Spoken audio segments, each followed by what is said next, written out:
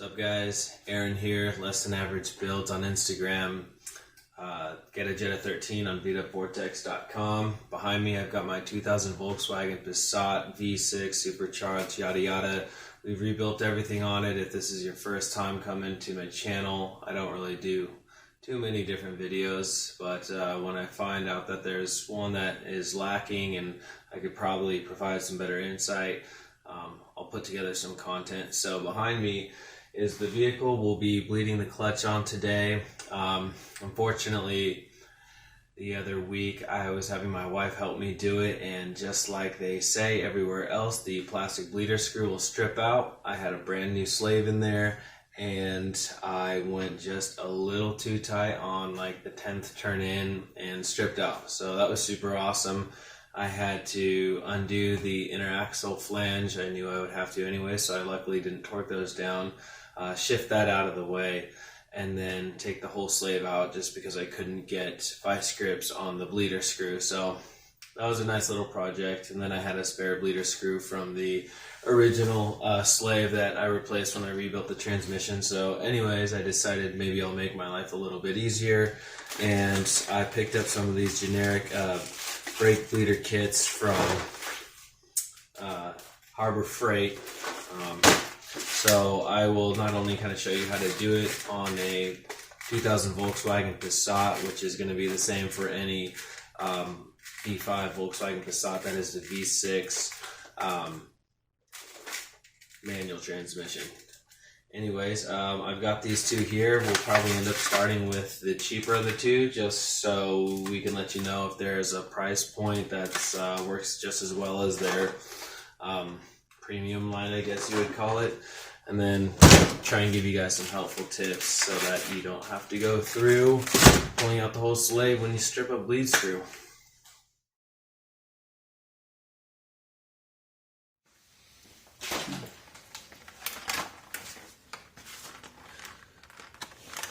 Alright guys, I'll try and keep this quick and simple. I just found out that Harbor Freight stashes their owner's manual in between the packaging there. Safety instructions, instructions on vacuum system testing, and then brake bleeding over here, which is applicable to bleeding the clutch as well. Diagram of how your setup should look, and then more helpful tips when you're doing the brake bleeding on the backside. Kit comes with a pump handle. I think it's a 23-inch lead. Goes to your catch can. Catch can is directional. It says 2 pumps, so that goes back to the pump, of course. This is your catch can, has an O-ring on it. The bottom side of the lid will have one of these little dip tube guys, and then you've got the hole where the vacuum continues to go through to the pump. This line will eventually go to your slave here. We'll get to that in a second. The rest of the kit comes with a few other fittings in case you need to tee off or anything to get to like a weird clutch scenario. And then it's got these earbud looking guys. They will go on the end here, the smallest of which fits pretty nicely on the B5 bleed screw here. So just press on just like that. Or if you want to, it actually makes a better seal if you just go straight on. So pick your poison there. To do the rest of the process, you're also going to need a 9mm open-ended or box, doesn't matter. I've actually cut one down just for ease of moving that guy around. These bleed screws, they're not on there very tight. They are plastic and will strip out, so fucking remember that shit. Otherwise, you'll be in the same position I'm in, where at least since I was building my transmission, I had a new one that I was putting in. But once I installed the slave, I went to go bleed the clutch with the standard system of having my wife push the pedal while I open and close, and I knew that this was plastic and I knew that they would strip out, and I was being super gentle with it, and even still I stripped it out. So this guy shouldn't be on there very tight, and then when you're going through the process, make sure you're really gentle with it. Luckily I had a spare on hand that I just pulled off of the clutch slave that I'm replacing, so I'm set up. And then you're going to need your DOT4 brake fluid. So when you're looking at your clutch slave in the car, you will have just like a little like protective nipple on that guy. You can pull it right off. and this guy is going to slip on here. One thing I'm also going to show you while the clutch slave is out of the car, or rather the old one, is that in order to kind of like ease the pain of doing this process, what you can do is gravity bleeding. So if you just simply use like a flathead on this clip here, you could pull it out, pull the hard line out, and then you could just let that guy run. You could do another like line straight to that hard line and just bleed that guy out. So if you gravity bleed, it'll just kind of naturally get out any air bubbles that the system can take care of on its own before you have to go in there and start pumping things up. So the instructions also say not to pump this guy past like 20 HG, but it looks like the seals aren't very strong, so I doubt that you'll be able to get to that point anyways. And the other sort of helpful tip on this is that you're actually going to put the line on the clutch slave bleeder screw with the system closed. You're going to establish pressure here, and then once you get to, I think it says 10 HG in there, you will then pop her open, and then you should see things start to come out, and fluid and air will collect in here. Air will obviously bleed out, and then if you ever need to, you can release pressure, go dump this off, and then fill it back up. All right, welcome to the engine bay. Before we crawl underneath, a few things. You're going to be removing your cowling if you have a B5.5. I've got a B5, but I also have a B5.5 cowling on there with some other fun stuff under the hood that I'm not yet ready to show off. So anyway, you've got your brake res here that's also feeding your clutch slave. So you will be removing that cap, taking note of how much fluid you have in there. You don't want that to run out through the process, because then you're just going to be drawing in air, which is the exact opposite of the process you're doing. So I'm going to have my brake fluid up there ready to pour in, funnel if you need it. If there's any sort of debris around here, make sure you clean it off. There should be a screen in there to clean that stuff out if something by chance does fall in, but try to avoid that by blowing things off, not letting it happen in the first place. So I'm going to keep that cap off. I'm going to monitor that as I go through the process. I'll fill it up to the max line before I start, and then I'll monitor as things progress. All right, we're here on the driver's side looking at the driver axle here and then the flange. I put the motor in a few months ago after I finished rebuilding it. I left things loose on the exhaust and the axles here, knowing that I need to get up to the slave that we'll get to in a minute. If you're not in the same position as me, but you like to work comfortably, you can remove the axle flange cover here. It's 3 Allens. You can remove the triple squares and push this guy out of the way, and then the exhaust is 3 13 mils, and then the 17 mil that mates to the body of the transmission after the flex pipe there. It's kind of nice and easy to work on this guy now. So right above that, about 1 o'clock, we've got the slave. You can see it in black. You can see the hard line there that I'm pointing to. I have a screwdriver around here. That would be your hard line. And just to the 3 o'clock position is that clip that you can pull out and then pull the hard line straight out, and that's how you could gravity bleed for the majority of the process we're going to do. And then just on the other side of that would be the bleed nipple on the 3 o'clock position, just out of view. Coming over on the back side of the hub, we've got a much better view. So we've got our slave right there. We've got the hard line right here that you could pull this clip out, pull the slave hard line straight out, which is the inlet, and let that thing gravity bleed if you like to. And then right here, here is the bleed screw that we're looking at. Alright, make sure your fluid level is full. My pump handle here, working in safety redundancies, because I don't feel like dying today. I've got my line all the way up on the bleed screw there, and then I've got my 9 mil open end on there. I'd recommend using the open end, not the box end. If it's a 12 point, you have probably a higher chance of stripping that guy out. and it is my shorty guy, so you can see I've got a good amount of working room. So I'm going to establish pressure and then open that guy. Sorry, establish vacuum. Pumping up the jam here.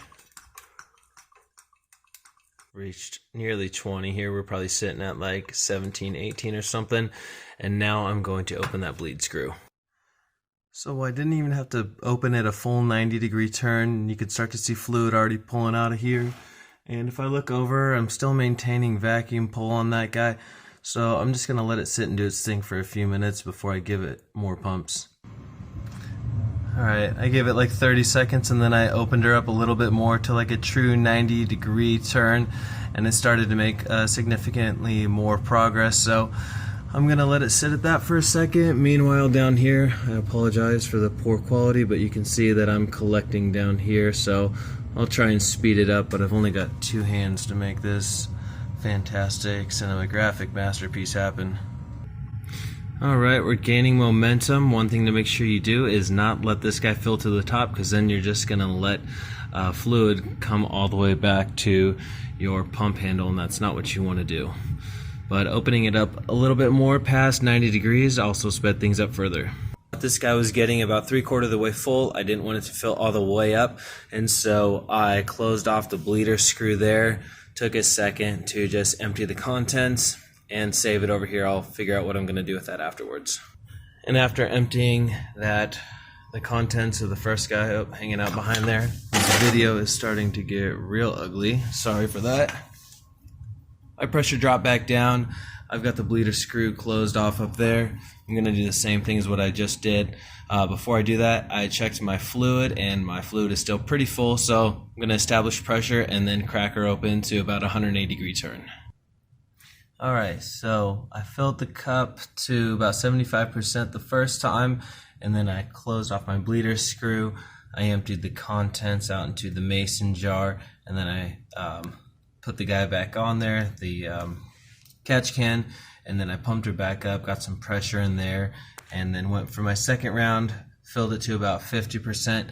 After that, I went and I checked the brake fluid reservoir and found that it had sunk about 1/3 of the level, so I topped that off and then put the cap back on that guy. One helpful tip that I wish somebody else would have said was that it's good to support your catch can like I have here on my little garage trash can. That way it doesn't hang and dangle and allow for that fluid to go past the, basically let the catch can do what gravity is meant to do in this situation. So this is my third at about, the first one is at 3/4, and then I just did the second one at half, checked my fluid, and then this was my third one here. As you can see, I've got minimal air bubbles here. The air bubbles were a lot more aggressive earlier on, a lot of like spattering going on over here, and I've got the screw tightened right now, so nothing's moving, but you can see that it's nearly solid fluid in there. I'll check my fluid, I'll dump this guy, and I should probably I'm just going to do a couple more for safe measure, because why not? So this is the type of fill you're looking for. Nice, clean, smooth, no burps. See, the inlet is nice and solid, so I'm going to cut it off here and stop the screw. So I have the screw in the off position up there with my open-ended wrench. I checked the fluid level up top. It was a little low, but not terrible. So I'm gonna give her a little more juice here, and then I'm gonna pop that guy open. A full 180-degree turn seems to be kind of a nice magic number, and also gives you enough time to where it's not filling up crazy fast, so you can react when you're out here and go and turn it off before you let fluid make its way back to the pump gun. Alright, got a pretty nice slow drip going there. Real even, no air bubbles. Line is still looking super consistent and solid, so I'm pretty happy with that. Alright, so I topped her off for the last time. Each session dropped the reservoir down about 1/3. I used about 3/4 of this guy here. That's 1 full liter. Maybe grab 2 if you're not sure. Didn't need to use a funnel at any rate. And what I'm going to do is keep the bleeder screw closed down there. I'm going to pump up the vacuum here with the bleeder screw closed, and I'm going to see if anything draws out. That way it's a good indicator for me that I've successfully closed a bleeder screw. That way you can tighten it without over torquing it and stripping that guy out. And then of course another way you could do it is just remove the whole system and then hit the pedal a few times and make sure that you're not gushing anything out. So I got her pumped up, nothing's moving. I've got this guy closed off, so I am good to remove the system. Before I check the pedal, I've cleaned off the nipple, and I'll just make sure that everything is nice and clean, so when I press it, if anything comes out, I'll know I have a open system still. Alright, you guys get a sneak peek at the interior here. Clutch pedal. Yeah, it's got some pushback to it, as much as I'd expect here. So, it's got the rebound and the resistance. I'll do a final check here, make sure that nothing's coming out. Alright, nothing came out. She's nice and clean, so I'll just put that little dust booty over the nipple there, and we'll be good to put everything else back in.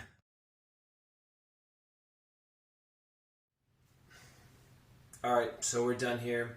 Whole process took about 20 minutes for me to get through. I'm really happy that I took my time. The key takeaways here, I would say that whatever that kit cost, like 20 bucks or something, had enough quality in it for me to get through my process without any hiccups. So definitely worth the 20 bucks for the single time use. Didn't have my wife in here or anybody helping me at all. Again, the bleeder screw is plastic on the B5, so make sure that you're very gentle when you're closing that bleed screw. When you're operating it, you're operating with the bleed screw closed, you're establishing the vacuum, and then you're opening it up. And then the other thing that I thought was very important that nobody else seemed to address is making sure that the catch can was supported so that it wasn't in some sort of like vertical dangle, allowing for fluid to prematurely fill up and come back to the pump gun there. So support it like you saw that I had in the video.